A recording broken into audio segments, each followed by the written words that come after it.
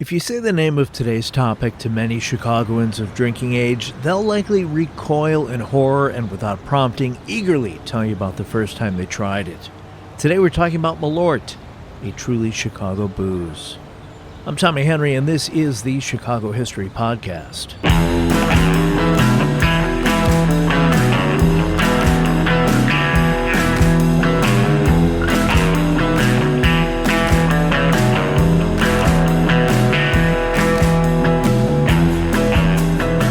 The pleasure of speaking with Josh Noel, author of a recently released book about today's topic. But before we get to that, here's a very brief background on Malört.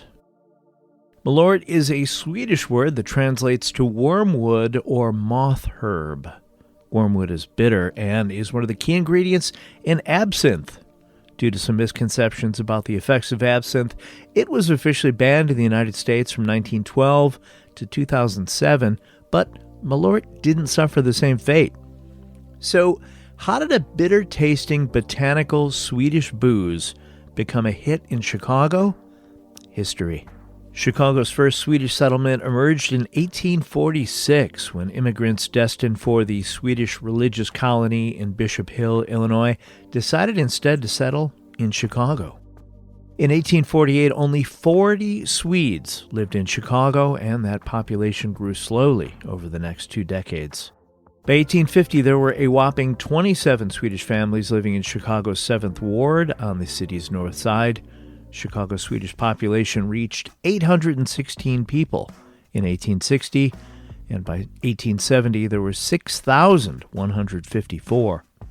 During the 1870s, the Swedish population in Chicago doubled, becoming one of the largest immigrant groups in the city after Germans, Irish, and British. Starting in the 1880s, Chicago had the second highest number of Swedes of any city in the world, a title it held until the 1960s. With the increased numbers of immigrant Swedes came the desire for them to have a taste of home here in Chicago. For Carl Jeppsson, that meant a boozy drink from the old country referred to as a Basque, meaning bitter, he called Malört. Little is known about Carl Jeppsson, the man who created Malört and sold it door to door in Chicago during Prohibition. How, you might wonder, did he openly sell a liquid that contained alcohol during Prohibition? His concoction was so bitter-tasting, he was able to convince authorities that it was for medicinal use, and anyone back in the day who tried it would be foolish not to believe him. Jeppsson sold the brand in 1935 to a lawyer/entrepreneur named George Brody, who promoted Jeppson's with ad campaigns that read like challenges. Most first-time drinkers of Jeppson's Malört reject our liquor. Its strong, sharp taste is not for everyone. Our liquor is rugged and unrelenting, even brutal to the palate. We found only 1 out of 49 men who drink Jeppson's Malört after the first shot glass. One ad in 1957 read, "Start your drinking with Jeppson and quit your belly aching." Quit your belly aching, it's all one word. Look at it this way. You want to drink, but beer, bourbon, or berries just don't send you. Our suggestion, try Jeppson, because here, for once, is a truly different liquor. When the impact of this starting liquor takes hold, you will realize its internal possibilities. At that time, you can say, there just ain't no liquor but Jeppson for me today. George Brody promoted his liquor, for a while just using Jeppson without the word Malört, in Chicago's neighborhood bars, distributing Quit Your Belly Achin' cocktail napkins and white table tents featuring an x-ray of a skull, free to tavern owners. Below the skull it read, "My wife had my head examined. Going round and round was, quit your belly aching.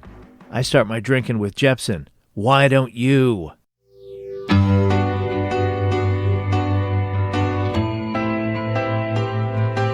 By the 1960s, the ads took a tone challenging drinkers' masculinity with lines like, "Are you man enough to drink Jeppson? If your tattoo is a paper transfer, don't order Jeppson. It's a real man's drink." "Can a panty waist drink Jeppson?" read a Page 2 Saturday morning newspaper ad in April 1967. Not twice. Jeppson's Malört was likely to never be more than a niche product, and once those old-school Swedes who had enjoyed the bitter taste of it started dying off, Who would step up to keep it alive? By the 1980s, George Brody was lucky to sell 2,500 cases of Malört each year, down from the 3,500 cases he sold in the mid-60s and the mid-1970s. Production had moved from Chicago to a brief run in Kentucky before landing at a distillery in Florida in the late 1980s. Yep, the very Chicago drink, for the longest time only available in Chicago, was being made in Florida. George Brody died in 1999, leaving the company to his longtime assistant, Pat Gabelick, who didn't even like the stuff. Without George Brody's penchant for promotion, Gabelick let Malört's sell what it would sell, without any advertising, without any website, without any social media presence, and gradually it began to sell less and less. Then something happened. The younger drinkers, looking for something other than a beer and a shot of whiskey, embraced Malört. Based on today's guest's history, which you'll hear about in a moment, I'm sure you'll agree why it made sense that he would take on the task of writing a book about the history of Malört. Josh Noel, welcome to the show. Thanks for having me. Glad to be here. Before we discuss the book, please tell us a little bit about your background and why you believe Chicago is the greatest city in the world. I'll go part one, then part two. My background is the quick version is I wrote for the Chicago Tribune for many years, first as a news writer, and then as the travel writer, and then as the travel and beer writer. Then that became mostly beer, spirits, restaurant writer. And that was basically what I was doing at the end of my tenure there. In 2018, I wrote my first book, which was about Goose Island, legendary Chicago brewery, and its rise and growth, and then its sale to Anheuser-Busch in 2011. And the broader story was the rise of craft beer and why the big beer companies decided they had to get involved with craft beer. That was called barrel-aged stout and selling out, Goose Island, Anheuser-Busch, and how craft beer became big business. And now here's my second book. I don't believe in the city chest thumping, sadly, for any city. I think New Yorkers need to get over themselves 1,000%. San Francisco folks used to have to get over themselves, but they've been humbled. Yeah, I love Chicago. I think it's a beautiful city. I won't call it the greatest city in the world, but I think it is a wonderful, beautiful city full of good, interesting people and wonderful things to eat and drink and do and see. And I am very glad to live here. The book is titled Malört, The Redemption of a Revered and Reviled Spirit. As a fellow fan of alliteration, how many different titles did you consider before you decided on this one? That's funny. I actually still have the note in my phone with all the discarded titles. I don't know, there's probably 30 on there, maybe more even. But fun fact, the publisher came up with a title that I did not like. And I told them that, and they said, well, you need to come up with a better one, and you need to convince us it's better. And I do a lot of my greatest thinking while exercising. In my case, that's often swimming laps. Could be riding a bike or just taking a walk. But in this case, I was swimming laps, and I was struck by the title while swimming laps. And there it is. The publisher was on board, and there it is on the cover of the book. You were the beverage and spirits writer for the Tribune, as you mentioned, for more than 10 years. Were you surprised at the newfound interest in Malört? It was an interesting thing to catalog. So that my time at the Tribune does tie into the existence of the book. I wrote about Malört at the Tribune several times, and newspapers keep close track of metrics and what people read and what people don't read and how long they spend with the stories. And it was pretty clear that whenever I wrote about Malört, those stories were read thoroughly and then shared. So I knew that people were very interested in it. Yeah, I mean the Malört's return into the consciousness of Chicago was a very unlikely and really fascinating to watch unfold, both in real time And then once enough time had passed where it felt like the story of Malört could be told comprehensively for a book, it was very interesting to then go back and put that whole story together. And yeah, it was probably more likely that Malört didn't have a renaissance and actually just disappeared and faded away. That would have been the more likely outcome. Instead, we get the outcome that is in the book, which is quite a fascinating story and a great one for Chicago because it's a piece of the cultural fabric through and through. Your book contains many topics that I discuss on this podcast, history and booze. And I wasn't sure how the book was going to read. And, you sent me in advance and I blasted through it. So, for those listeners, it is the story of a Swedish man selling his concoction door to door, sidestepping prohibition.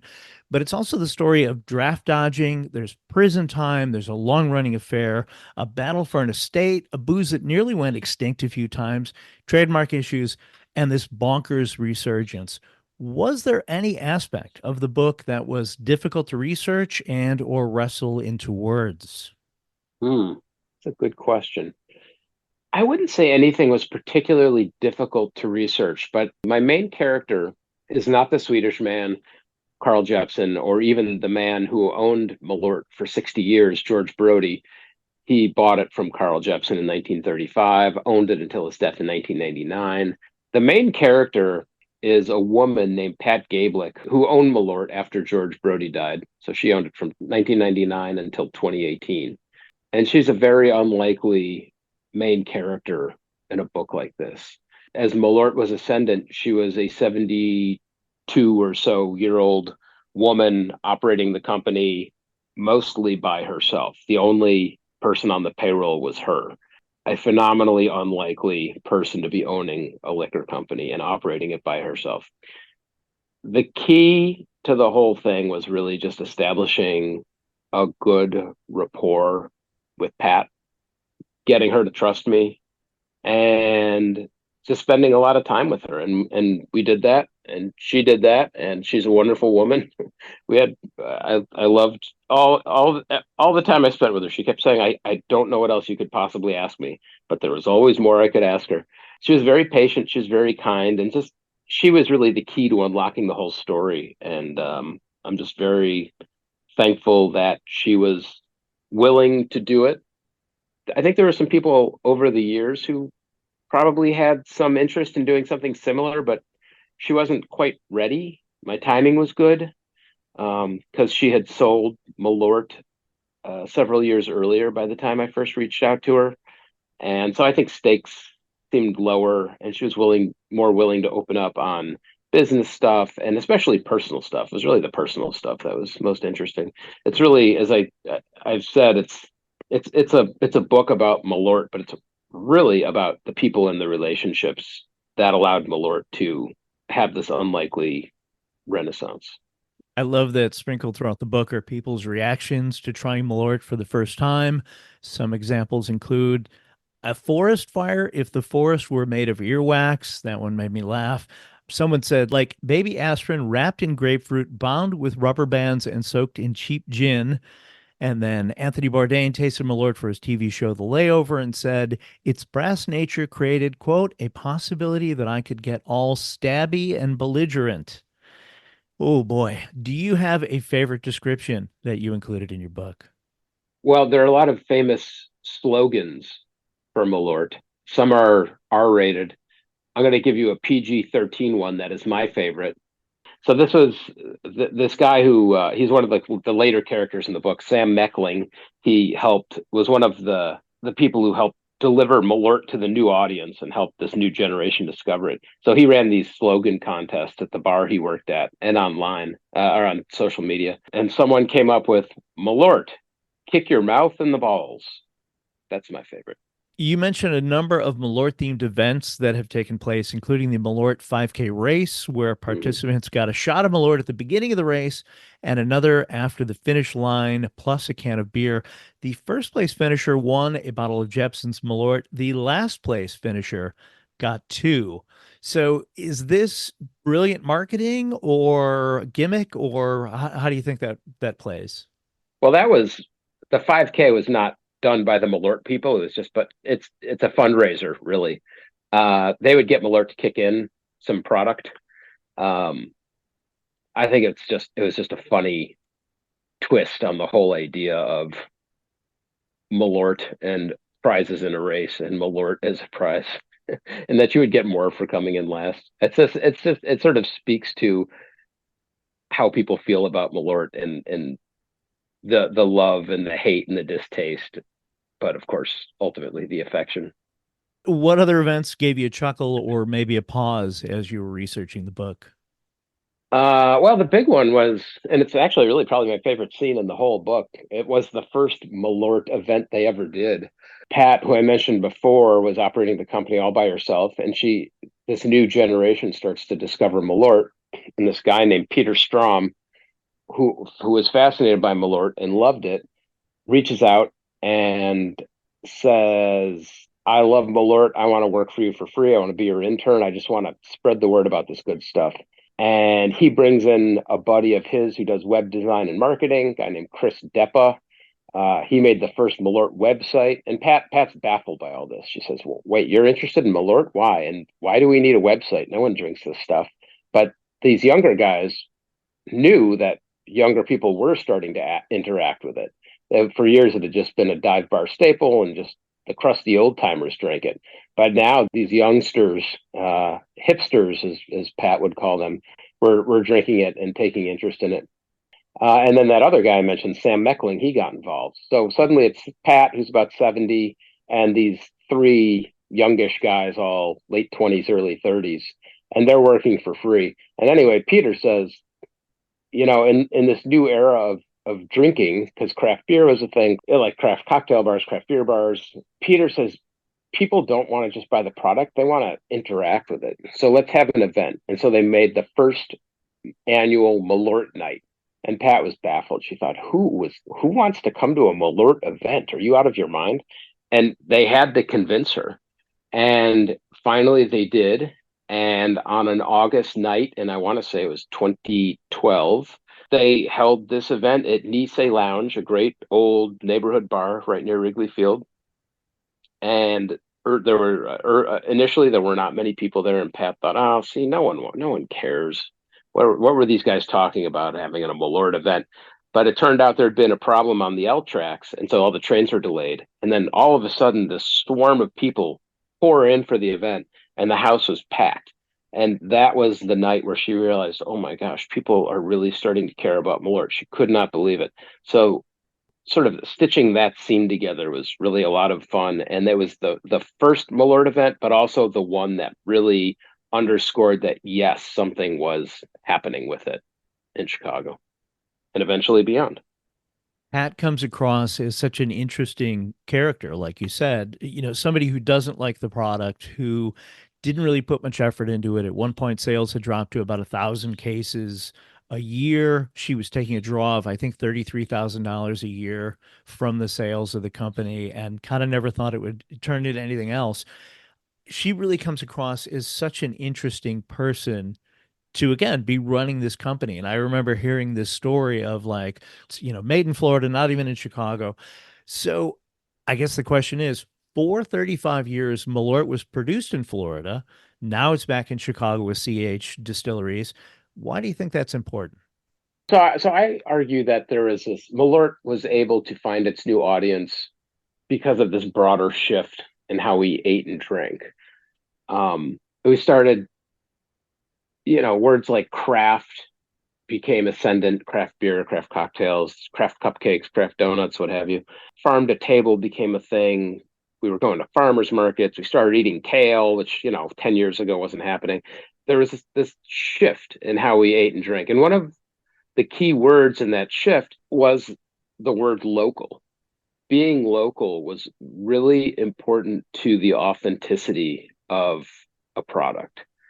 Malört was available only in Chicago, but made in Florida, which was sort of a fun and funny part of the mystery around it and made people engage with it in a certain way. Like, wait, this terrible liquor is only sold here, but it's made in Florida. Why is that?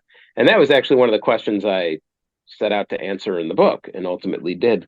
But at a certain point, what was interesting is even as Malört became ascendant, starting in about, let's say 2010 or so, there were actually bars that wouldn't stock it, some of the real crafty bars, because it was not made locally. So the fact that they could ultimately get it back here, it just lends a little more authenticity to the product. And, a thing available only in Chicago should be made in Chicago, right? There just weren't any distilleries here for a long time. And when production went to Florida, there literally was no place to make it in Chicago. There was this big distillery in Florida, and that's how it wound up there. But by 2018, when CH, passed ready to retire and CH is on the scene, finally the stars could align for production to come back home. Chicago history nerd Jeffrey Bayer had a segment on his recent program for WTTW where he tried a shot of Malört, which he did not appear to enjoy, even making the Malört face. I had asked him after we stopped recording whether that was really his first shot of Malört, and he said yes. Mm. Do you still meet a lot of locals who have never tried Malört? More than I would have thought, yeah. Just in the course of talking about this book, I will have sat with three different reporters as they took their first shot, which that surprises me a little bit that that I would just, I mean, that's a pretty narrow slice, right? Just so I'm going to talk to, a dozen or 15 Chicago reporters while, in the early stages of promoting this book, and three of them had never had it. That's just surprising to me. So yeah, on one hand, it's still pretty niche, but on another, it is really getting out there and part of the culture now. But yeah, there's still room for them to grow, I suppose. You mentioned Nice Lounge in Wrigleyville a minute ago, and you mentioned it a few times in the book. They've long offered Malört. They even began infusing Malört with flavors like their candy cane Malört during the holidays last year. In researching the book, did you see an increase in attempts to, dare I say, enhance Malört's flavor profile? Yeah, Nice was early to it, but other bars have done it as well. I actually did it myself. Inspired by Nice, I dropped a candy cane and some Malört. It's pretty good, actually. And then CH did it last year for the first time. The owners of Malört made their own infused Malörts. They did it on a very limited basis and as a fundraiser. But yeah, it is an interesting canvas. I mean, it's a pretty simple product. It's basically grain neutral spirit, aka vodka, more or less, aged on wormwood, which imparts the herbal bitterness, and then there's a little bit of sugar to help balance it. So, the base is herbal and bitter, and there's a lot of flavors, especially sweeter flavors, that you can use to try to create something new. And that's why I think candy cane is probably the most iconic of them all. There are Malört stories that are so new they didn't make the book. For those listeners who may not have heard about this one, back in May of this year, as the 17-year-old and 13-year-old cicada broods were emerging simultaneously from their hibernation in the U.S., Noon Whistle Brewing in the suburbs of Chicago offered a cicada-infused Malört shot for $5. That is a cicada husk floating in Malört. Horrible gimmick, brilliant marketing. What did you think of that one? Well, the line between horrible gimmick and brilliant marketing is so narrow. It's hard to see it sometimes. I thought it was clever. Cicadas were the talk of the town. They sure got a lot of interest and coverage, so much that the state wound up shutting them down on it. Yeah, no, I thought it was fun. I never tried it, but I think the lesson is you can never go wrong talking about Malört. You're always going to get reaction to it, and that was a good example of it. CH Distilleries here in Chicago offered free Malört rescue kits to journalists covering the Democratic National Convention, and Illinois Governor J.B. Pritzker went to local bars with the Daily Show host Jordan Klepper, where they knocked back Malört. Could there be a better time for your book to be released? Yeah, no, the timing was good. Malört's been having a moment, but the moment just sort of keeps on going. It's the punchline that keeps getting told, and people just love to tell the joke. It is something. I mean, you gotta wonder, will it run its course and people will just stop being fascinated by it one day. But Cicada Malört was a hit. It was the hit of the DNC. It's hard to anticipate, but and then it pops up on social media sometimes. Drake, the singer and rapper, posted on it on Instagram. When was that? I think it was last year, 2023, and that went viral. So Malört's always lurking around the corner, and you never know when it's going to have another moment. But the moments seem to keep coming, and that's again, that's why it made for such an interesting book, because it just resonates culturally so deeply, like so few products. I mean, any company would love to create a product that people interact with like this, and you literally could not invent this thing if you tried. Malört just does it on its own. You write in your book about people getting Malört tattoos. Do you, Josh Noel, have a Malört tattoo? And if not, what would it take for you to get one? No, and not happening. What do you think Carl Jepsen, who started selling Malört door to door here in Chicago more than 100 years ago, or George Brody, who kept the spirit alive for so many years, would say about all the love of Malört in 2024? Oh, I think they'd get Malört tattoos for sure. That's the first thing they'd do. I think Carl Jepsen would probably be baffled. And, it's a little sad George could never know, because Malört was his life's work and basically his passion and his hobby for literally 60 years, even a little more than that. And it never even came close to resonating culturally in that tenure that it does now. It did have something of a heyday in the late 60s, early 70s with blue collar workers, factory guys, back when Chicago was a town of neighborhood bars. I mean, we still are, but we have so many fewer bars than we used to. But it was a very specific audience. And there wasn't that kind of cultural appreciation. It was just kind of something that the blue collar guys drank. And it was a punchline of sorts for them, and George marketed it that way, but it didn't sort of have broader cultural resonance, and certainly not the broader cultural resonance that it does now. That is a very long way of saying I think George would take great, great satisfaction in knowing that this thing he nurtured for so long finally found its place in the culture. I think it would just delight him like nothing. And he'd also, I'm sure, be tickled by the fact that there's an entire book written about this product and him. So, what do you hope readers take away from this book? Well, really, it's like I said before, I see the book as, of course, it's about Malört, but it's really the story of people and relationships. And I hope readers walk away having read the book with a real sense of those people and relationships, and understand that there's a lot of connective tissue through the generations, really, that allowed Malört to become what it did. And there's a lot of luck and good fortune along the way, but also a lot of dedication and care that really went into it, almost always out of sight from the public view. And it's those people and those relationships that are really the heart of Malört's story. Where can listeners find information about all the Malört-themed events in which you are partaking for the release of the book? I've got a lot of events coming up, readings, Malört tastings, love the Q&As that always inevitably pop up there. And those are all listed at my website, joshnoel.net. And I'll be doing those with some regularity, really, through the end of the year.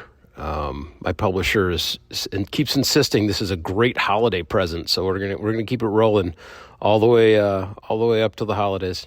The book, Malört, The Redemption of a Revered and Reviled Spirit, is available now. Josh Noel, thanks for talking with us today. Well, thanks so much for having me. I enjoyed the discussion.